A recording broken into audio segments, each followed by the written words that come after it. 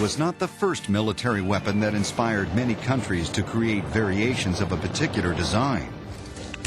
A century ago, a German gun had a similar impact on world events. Number 5. The Mauser Gewehr 98 rifle. It's been called the most successful bolt-action rifle ever made. So perfect is Paul Mauser's design that 100 years after its inception, it is still used in the highest quality sporting weapons and military sniper rifles. Variations of the Gewehr 98 armed the German infantry from 1898 to 1945, laying down solid, dependable firepower through 2 world wars. So popular was the Gewehr 98 that by the outbreak of World War I, almost every armed force in the world was either using a Mauser or carrying a rifle that copied its unique bolt-action design. But the realization of the Gewehr 98 came only after years of struggle for Paul Mauser and his brother Wilhelm. Initially, the Mauser brothers designed improvements on the Dresa needle gun that was used by the Prussian army at the time. This featured a new bolt mechanism with a self-cocking feature. What this meant was, when you pulled the bolt back, it expelled the round and cocked the rifle, so that when you inserted another round and pushed the bolt forward, it was ready to fire. The gun was truly revolutionary and was approved by Kaiser Wilhelm I and became the German Model 1871 infantry rifle. However, it still fired its cartridges one at a time.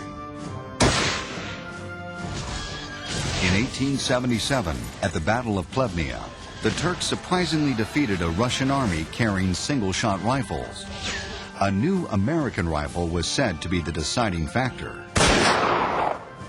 Winchester repeating rifles had won a victory for the outnumbered Turkish forces. Now, European armies demanded self-loading rifles of their own, and Paul Mauser was up to the challenge. Ultimately, Mauser's innovations had 2 advantages over the Winchester. The first was its quicker loading system, featuring a clip holding 5 cartridges. The second was that a soldier could now lie in a prone position to fire. I think perhaps the most significant conflict that it was in was the Spanish-American War, because the Americans had just spent a great deal of money in equipping themselves with a rifle called the Krag-Jorgensen.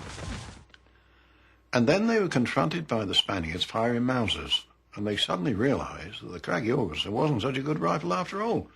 It required a great deal of panache to carry it off, to say, well, sorry lads, we made a mistake, do it all again. But they did it, and really I think that was one of the most significant things that ever happened as a result of the Mauser rifle. A good case could be made that the Mauser is the best rifle of World War I. The Russian, Austrian, French, and Italian rifles were all inferior and not as reliable. The American Springfield 03 was basically a copy, so it was the Mauser. Only the British Enfield came close to being as good. So impressive and dependable was the Gewehr 98 that in 1935, Germany again turned to the Mauser rifle to rearm the Wehrmacht.